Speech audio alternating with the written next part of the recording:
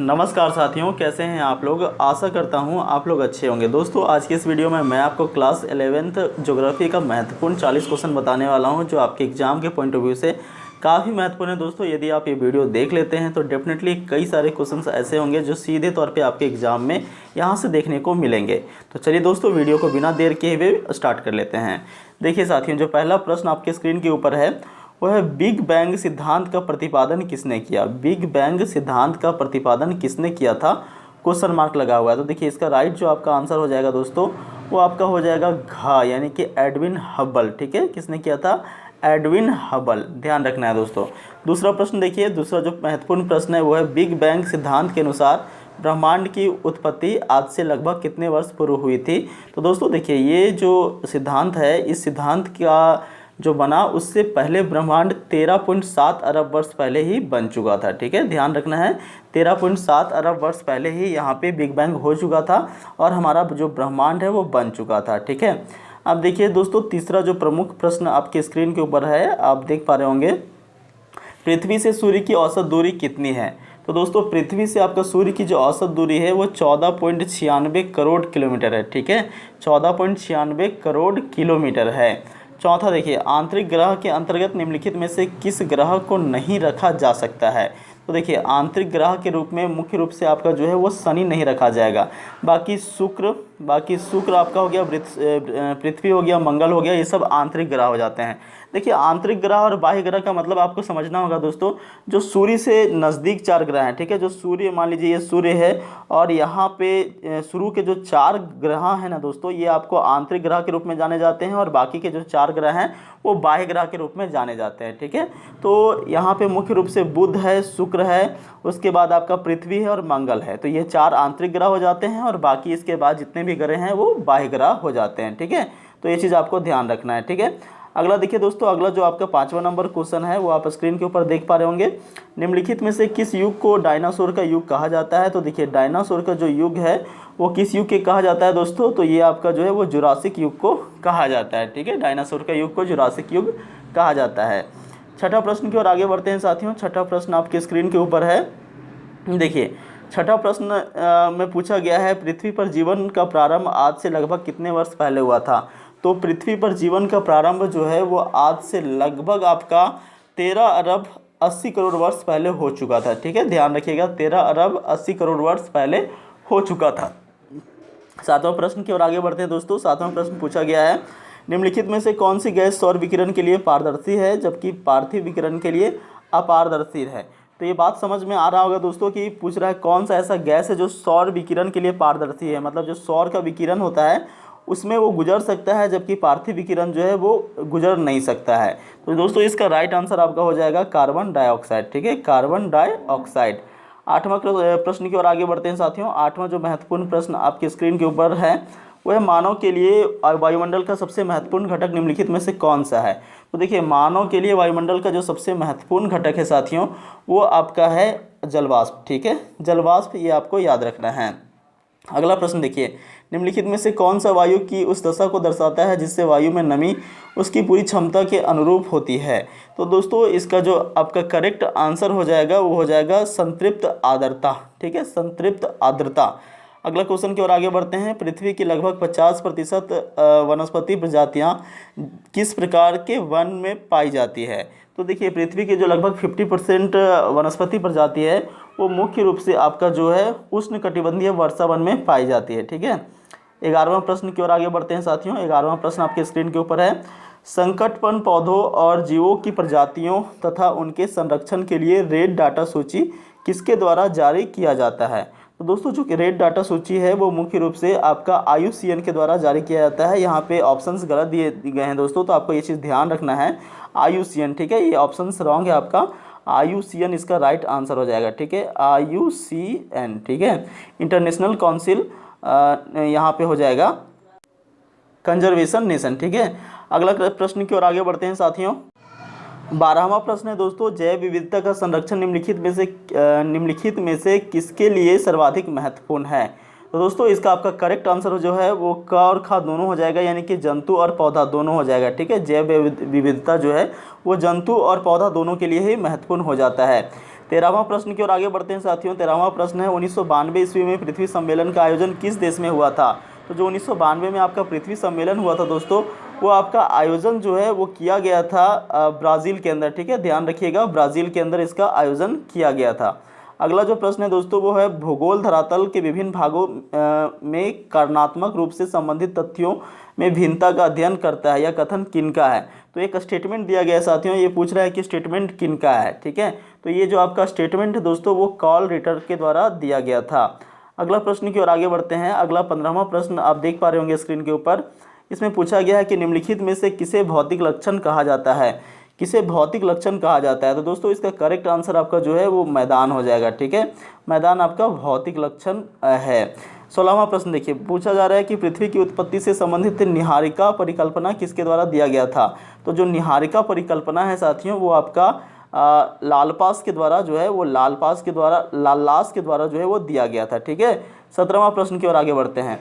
खगोलीय दूरी मापने की इकाई निम्नलिखित में से कौन सी है। तो दोस्तों खगोलीय दूरी मापने की जो इकाई है वो आपका प्रकाश वर्ष है। ठीक है, कौन सा है, तो प्रकाश वर्ष है, ये चीज़ आपको ध्यान रखना है। चलिए दोस्तों आगे प्रश्न की ओर आगे बढ़ लेते हैं साथियों। नेक्स्ट प्रश्न आपका स्क्रीन के ऊपर है, देखिए 18वां प्रश्न, खनिज से तेल मुख्यतः किस प्रकार के चट्टान में पाया जाता है। खनिज तेल पूछा गया दोस्तों कि खनिज तेल जो है वो मुख्यतः किस प्रकार के चट्टान में पाया जाता है। तो दोस्तों खनिज तेल जो है वो आग्नेय सेल के अंदर, आग्नेय चट्टान के अंदर पाया जाता है। ठीक है, 19वां देखिए, भूस्खलन सामान्यतः किस क्षेत्र में देखने को मिलता है। तो दोस्तों जो भूस्खलन है वो आपका मुख्य रूप से जो है मरुस्थलीय क्षेत्र वहाँ पे देखने को मिलता है। ऑब्वियस सी बात है, बालुई क्षेत्र होगा तो भूस्खलन होगा। ठीक है, आगे देखिए 20वां प्रश्न की ओर आगे बढ़ते हैं दोस्तों। 20वां प्रश्न आपके स्क्रीन के ऊपर है। पूछा जा रहा है आपसे निम्नलिखित में से कौन सी एक अनुक्रमिक प्रक्रिया है, निम्नलिखित में से कौन सी एक अनुक्रमिक प्रक्रिया है। ठीक है, तो दोस्तों अनुक्रमिक प्रक्रिया जो है वो आपका अपर्दन है, ध्यान रखिएगा, ये अपर्दन है आपका। ठीक है, 21वां देखिए, वायुमंडल के कुल द्रव्यमान का 99% गैस पृथ्वी की सतह से कितने किलोमीटर ऊंचाई तक स्थित है। तो दोस्तों इसका जो राइट आंसर है आपको 32 किलोमीटर हो जाएगा। ठीक है, तो 99% जो गैसें हैं वो पृथ्वी से लगभग 32 किलोमीटर के ऊपर में स्थित है। ठीक है, 22वां प्रश्न देखिए, वायुयान सामान्यतः किस मंडल में गमन करती है। तो दोस्तों जो वायुयान होते हैं ना वो मुख्य रूप से आपको ध्यान रखना है साथियों, समताप मंडल में ये गमन करती है। ठीक है, कौन से मंडल में गमन करती है, तो समताप मंडल में ये गमन करती है। ठीक है, 23वां प्रश्न की ओर आगे बढ़ते हैं दोस्तों। 23वां प्रश्न में आपसे पूछा गया है, देख पा रहे होंगे, क्षोभ मंडल में धरातल से कितनी ऊंचाई पर 1 डिग्री सेंटीग्रेड तापमान में गिरावट आ जाती है। मतलब क्षोभ मंडल से यदि आप ऊपर जाते हैं, कितना ऊपर जाएंगे कि 1 डिग्री सेल्सियस यहाँ पे टेम्परेचर कम जाएगा। ठीक है, घट जाएगा। तो दोस्तों आपको ध्यान रखना है 165 मीटर। ठीक है, 165 मीटर क्षोभ मंडल से ऊपर जाते हैं तो 1 डिग्री सेंटीग्रेड जो है टेम्परेचर वो घट जाता है। ठीक है, अगला देखिए, अगला प्रश्न पूछा गया है, निम्नलिखित में से कौन गैस वायुमंडल में सबसे अधिक मात्रा में मौजूद होता है। तो कौन सा गैस है दोस्तों सबसे अधिक मात्रा में, तो नाइट्रोजन। आपको भी भली बात ही पता है कि 78% हमारा वायुमंडल के अंदर नाइट्रोजन पाया जाता है। ठीक है, 25वां प्रश्न की ओर आगे बढ़ते हैं दोस्तों। देखिए पूछा गया, वह वायुमंडलीय परत जो मानव जीवन के लिए सबसे अधिक महत्वपूर्ण है। तो कौन सा ऐसा वायुमंडलीय परत है जो मानव जीवन के लिए सबसे अधिक महत्वपूर्ण है दोस्तों। तो आपको भी भली बात ही पता है कि क्षोभ मंडल काफ़ी महत्वपूर्ण है, क्योंकि बारिश आपका क्षोभ मंडल में ही होता है, सारे काम जो है वो यहाँ पे क्षोभ मंडल में ही होते हैं मैक्सिमम, और ख़ास करके बारिश का जो होना है दोस्तों वो क्षोभ मंडल में होता है। इस कारण से क्षोभ मंडल सबसे महत्वपूर्ण हो जाता है पृथ्वी पर रहने वाले जीव जंतु के लिए। ठीक है, 26वां देखिए, किस मंडल में सभी मौसमी क्रियाएं घटित होती है। तो सभी जो मौसमी क्रियाएं घटित होती है दोस्तों वो आपका क्षोभ मंडल के अंदर ही घटित होती है, जिस कारण से क्षोभ मंडल सबसे महत्वपूर्ण हो जाता है। तो ये बातें ध्यान में आपको रखनी है साथियों। ठीक है, 27 क्वेश्चन की ओर आगे बढ़ते हैं। 27वां में पूछा गया है, किस मंडल में रेडियो तरंगे वापस लौटती है। कौन सा ऐसा मंडल है जहाँ से रेडियो तरंगे जो है वो वापस लौटती है टकरा करके। तो दोस्तों ये चारों ऑप्शंस आपका गलत है, इसका राइट आंसर जो है वो आयन मंडल हो जाएगा। क्या हो जाएगा, तो आयन मंडल हो जाएगा। ठीक है, आयन मंडल, ध्यान रखिएगा दोस्तों, आयन मंडल इसका राइट आंसर हो जाएगा। ओके, अगला प्रश्न की ओर आगे बढ़ते हैं दोस्तों। अगला जो प्रश्न है 28वां नंबर, वायुमंडल में मौजूद जलवाष्प की वास्तविक मात्रा को क्या कहा जाता है। तो जो वायुमंडल में वाटर वेपर होता है ना, जलवाष्प होता है, उसकी वास्तविक मात्रा को साथियों क्या कहा जाता है। तो उसकी वास्तविक मात्रा को निरपेक्ष आर्द्रता कहा जाता है। ध्यान रखिएगा, निरपेक्ष आर्द्रता कहा जाता है। 29वां प्रश्न की ओर आगे बढ़ते हैं दोस्तों। धूम कोहरा सामान्यतः कहाँ पाया जाता है। तो धूम कोहरा जो है वो आपका औद्योगिक क्षेत्र के अंदर पाया जाता है। ठीक है, अगला देखिए, इनमें से कौन सा बादल सबसे अधिक ऊंचाई पर बनती है? तो कौन सा बादल है दोस्तों जो सबसे अधिक ऊंचाई पर बनता है? साथियों इसका राइट आंसर पक्षाप बादल हो जाएगा। ठीक है, क्या हो जाएगा? पक्षाप बादल हो जाएगा। चलिए नेक्स्ट प्रश्न की ओर आगे बढ़ते हैं। नेक्स्ट दोस्तों आपका 32वां प्रश्न है, पूछा गया है पृथ्वी की सतह पर गिरने वाले जल के रूप को कहते हैं। जो पृथ्वी की सतह पे जल जो गिरता है ना दोस्तों, उसको क्या कहा जाता है? तो देखिए उसको मुख्य रूप से वर्षण कहा जाता है। ठीक है, प्रिसिपिटेशन कहा जाता है इंग्लिश में, और हिंदी में वर्षण। ठीक है, आगे देखिए, महासागरों की औसत लवणता कितनी है? तो दोस्तों जो महासागर की औसत लवणता है वो कितना है, आपको ध्यान रखना है, 35% महासागर की औसत लवणता है। ठीक है, 34वां प्रश्न की ओर आगे बढ़ते हैं दोस्तों। 34वां जो प्रश्न है वो आप देख पा रहे होंगे स्क्रीन के ऊपर, निम्नलिखित में से कौन किसी स्थान के तापमान को प्रभावित कर सकता है? तो ये कौन सा है दोस्तों इन चारों में से जो किसी स्थान के तापमान को प्रभावित करता है?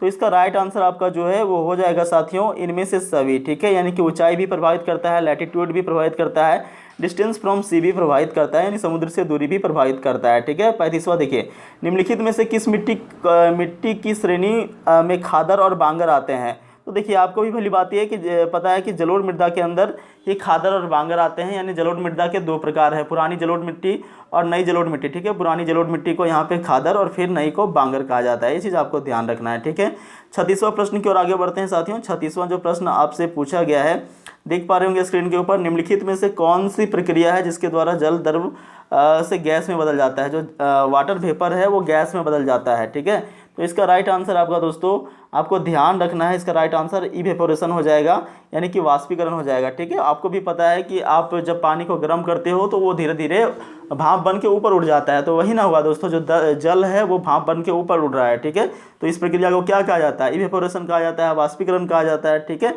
37वां प्रश्न की ओर आगे बढ़ते हैं दोस्तों। 37वां जो प्रश्न है, प्रकाश वर्ष किसका मापक है? तो जो प्रकाश वर्ष है दोस्तों वो आपका दूरी का मापक है। ठीक है, दूरी जो है उसका मापक है। 38वां प्रश्न की ओर आगे बढ़ते हैं दोस्तों। 38वां प्रश्न आपके स्क्रीन के ऊपर है, देख पा रहे होंगे, आपदा प्रबंधन के अंतर्गत आता है। तो आपदा प्रबंधन के अंतर्गत क्या आता है दोस्तों, आपको पता होना चाहिए। आपदा प्रबंधन के अंदर जो है वो सारा का सारा चीज़ आ जाएगा, निवारण भी आएगा, पुनर्वास भी आएगा, पुनर्निर्माण भी आएगा।